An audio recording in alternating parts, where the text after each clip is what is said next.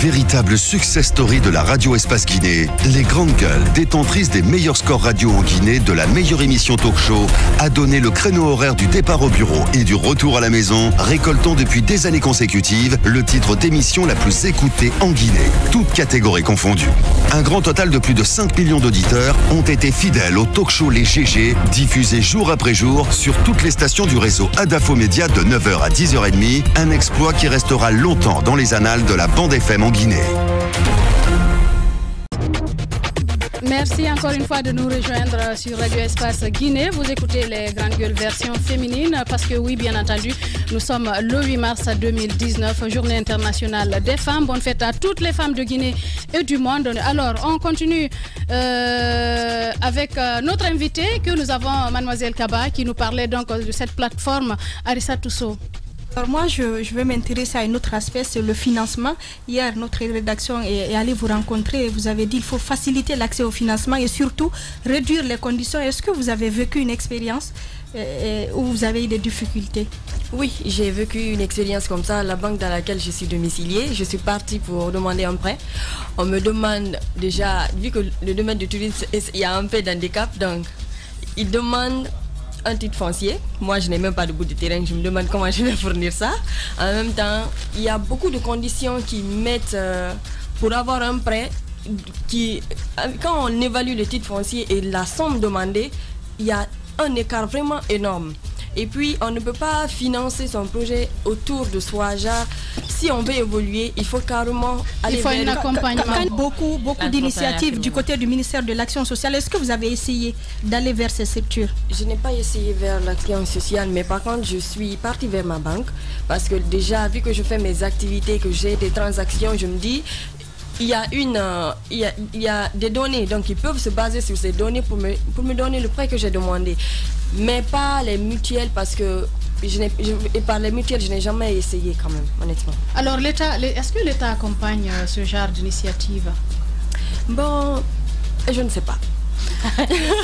alors vous, avec les femmes, dites-nous, aujourd'hui, on a l'impression qu'il y a plus de solidarité entre vous, les femmes entrepreneurs. Nous sommes le 8 mars.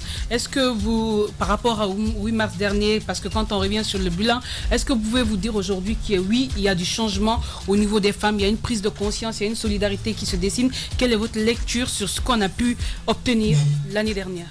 Bon, cette année, je dirais qu'il y a plus de cohésion parce que je viens de sortir d'une formation qui concernait que des femmes et durant ces 6 semaines qu'on a passées, il n'y a pas eu de dispute, on s'est solidarisé entre nous et puis on se donne même des marchés, des opportunités d'affaires. Donc pour moi, c'est déjà beaucoup vu qu'on ne nous voit plus entre concurrentes ou des ennemis. Par contre, on veut même la même chose, réussir. Donc je me dis qu'on a fait un grand pas parce que là, on ne réfléchit plus à soi simplement, on veut voir son prochain réussir et ça c'est déjà... Revenons à cette plateforme que vous avez créée. Est-ce que les gens réussissent à vous contacter, des touristes qui veulent se rendre en Guinée, qui veulent découvrir des lieux sur la plateforme? Est-ce que c'est possible de vous joindre? Comment cela se fait-il? Oui, sur la plateforme c'est bien possible. Le lien de la plateforme c'est www.miranastourisme.com. Aussi on a des comptes sur les réseaux sociaux comme Twitter, Facebook, Instagram, LinkedIn aussi, toujours avec le nom Miranas Tourisme. À partir de là-bas, on poste des offres que nous offrons. C'est un peu comme notre Guinée ici, les merveilles de Guinée. Exactement, et là on retrouve des sacs, des portefeuilles, tellement de choses avec du textile guinéen, comme pour dire que oui, nous voulons vendre à la Guinée, mais c'est avec ce qui appartient aux Guinéens. Mais il faut montrer ce sac parce que Mariam Kaba, elle ne fait pas que dans le tourisme, elle fait du textile aussi. Exactement. Dans l'artisanat. Ce sac, c'est elle qui l'a fait. Alors explique-nous un peu.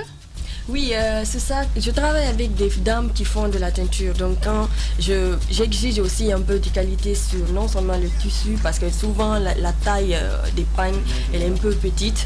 Donc, je tiens compte de ça. Et puis, je ne veux pas que ce soit les mêmes designs qu'on retrouve ailleurs. C'est un truc spécifique que je demande souvent aux dames. C'est pas trop cher parce qu'on a l'impression que beaucoup le font, mais c'est plus destiné à l'extérieur qu'à...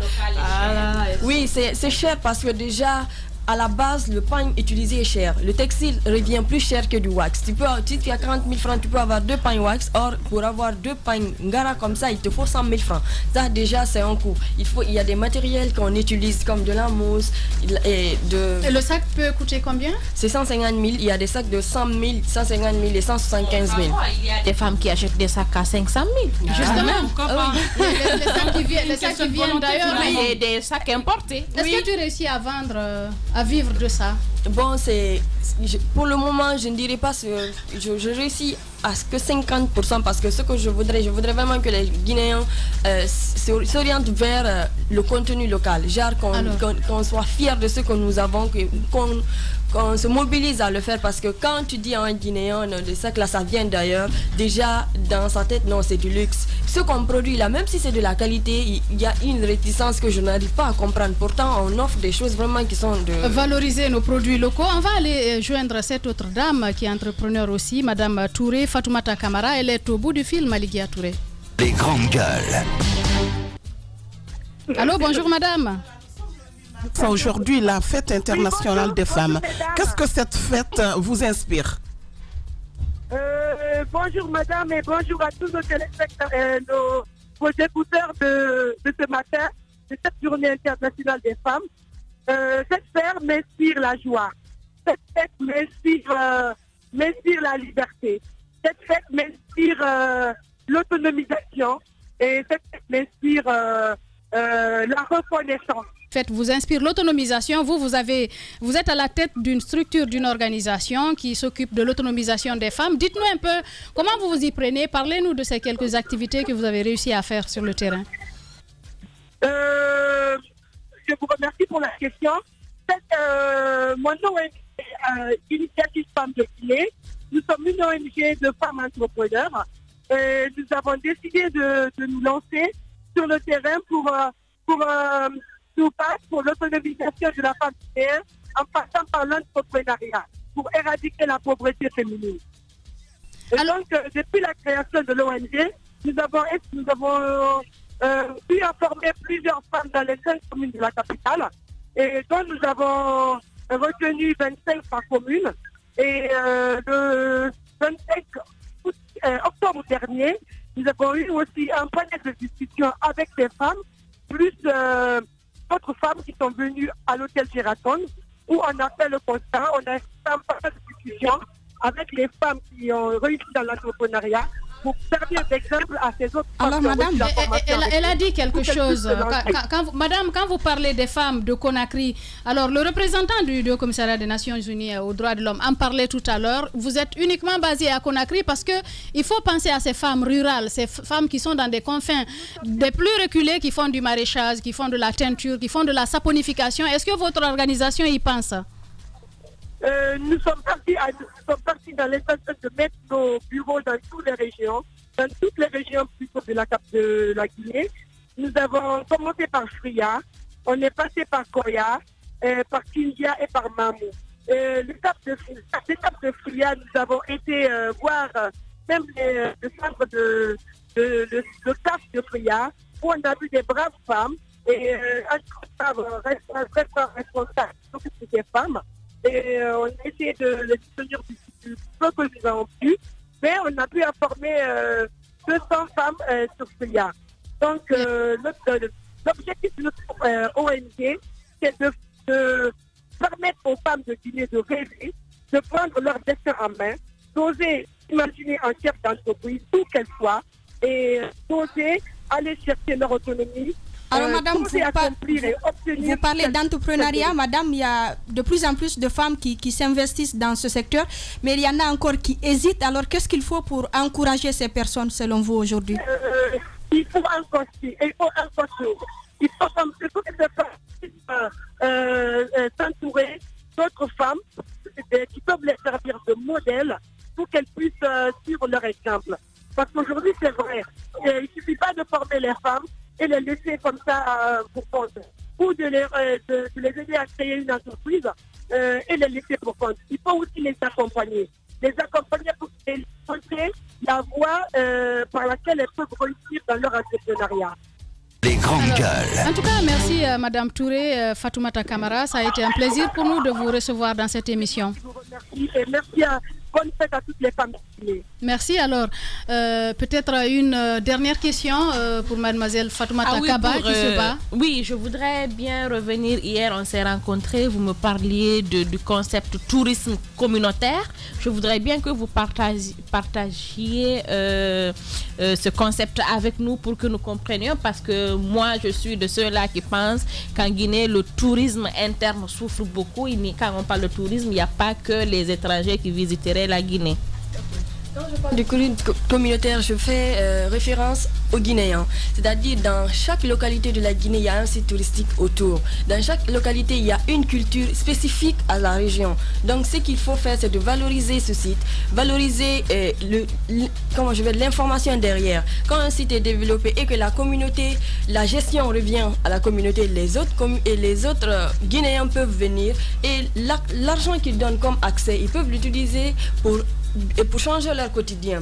Donc c'est ça, en même temps quand les étrangers viennent, leur montrer oui, nous sommes Guinéens et c'est ça notre culture, c'est ce qu'on veut partager. Que ce soit côté gastronomique, si on prend notre fouti, la façon dont on prépare, on peut l'enseigner. Quand on prend nos langues, on peut les enseigner parce qu'après tout, on parle le français et c'est pas notre langue. Donc si un français vient et qu'on l'apprenne comment dire bonjour en Soussou, bonjour en Poula, c'est déjà un atout parce que ceux qui le font, ce sera un job pour eux. Les guides touristiques qu'ils peuvent prendre, au lieu de prendre des guides de Conakry amenés à l'intérieur, pourquoi ne pas former les gens de la localité, leur donner la libre chance pour s'exprimer, de montrer leur fierté.